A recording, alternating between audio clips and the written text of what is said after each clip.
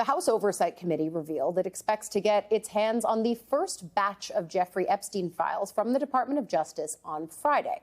That means the DOJ is not going to meet Committee Chair James Comer's deadline of today for the full documents under the subpoena that he issued after a bipartisan vote within the committee right before the House went on recess. But the Kentucky Republican appeared to defend DOJ's delay in a statement which reads in part, "There are many records in DOJ's custody, and it will take the department time to produce all the records and ensure the identification of any victims and any child sexual abuse material are redacted."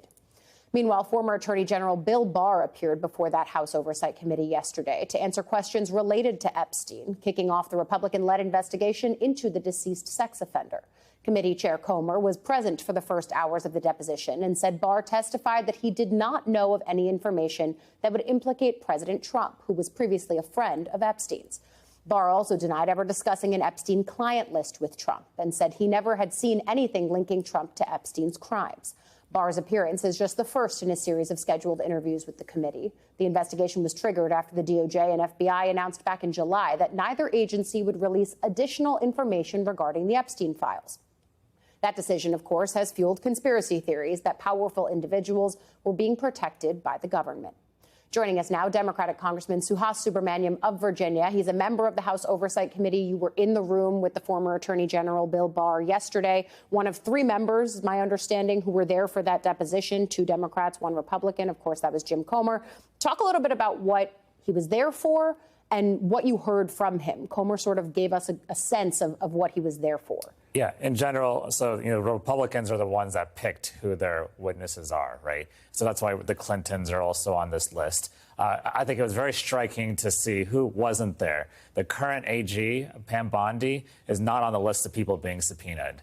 Why? She's the one that said that the files were on her desk and that she was going to release them and then never released them. And all she did was tell Trump that he was in the files, right?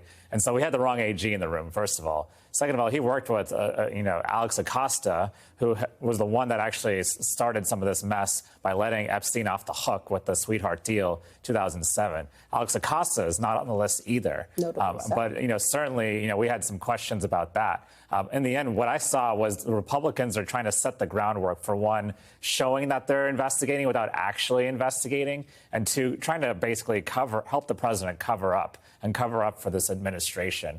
We were asking the tough questions, and I think by asking the tough questions, we have more questions now. We certainly want to talk to Pam Bondi and Alex Acosta. I want to skip a few steps ahead because you do have some of these depositions happening. Barr, of course, was yesterday. There will be more to come. And now you've got these files from the Department of Justice beginning to trickle in, blowing past, we should note, Comer's own deadline here. But it does sound like they're going to get something in batches.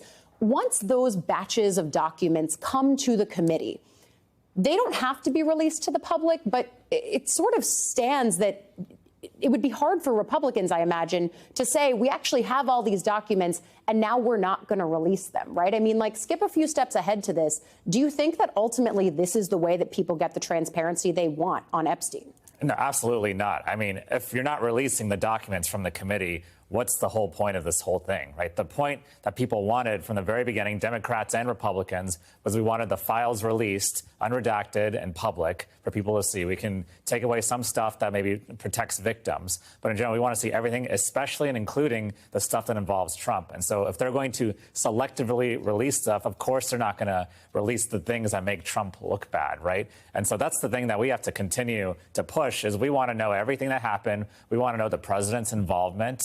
We want to know everything that's in those files because we deserve to know. And we deserve to get answers from Pam Bondi and Alex Acosta and others who are actually involved and not this dog and pony show that Republicans are setting up right now. I do think this is going to be one of the key features to watch for. But as lawmakers begin the process of getting their heads around coming back to town, it's just a few weeks away. Have there been conversations among fellow Democrats about the stakes of the looming government shutdown that's coming at the end of September? It seems far off, but it's actually not.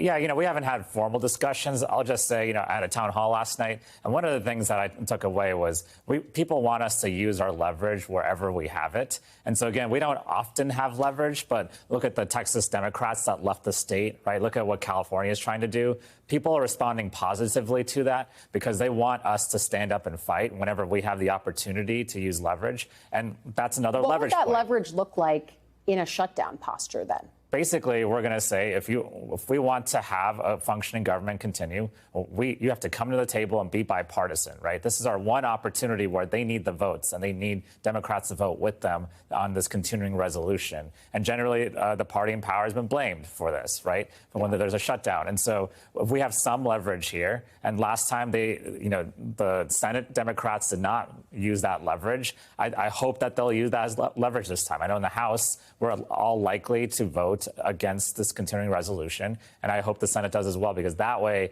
it shows that we're fighting. But most importantly, maybe they'll come to the table and maybe they'll have to be bipartisan in a situation like that. Yeah, we have seen bipartisanship to keep the government open in the past, but I think that the traditional ways of doing things may be a bit out the window at this point. Democratic Congressman Suhas Subramaniam of Virginia, thank you for previewing what's ahead. There's certainly a lot coming.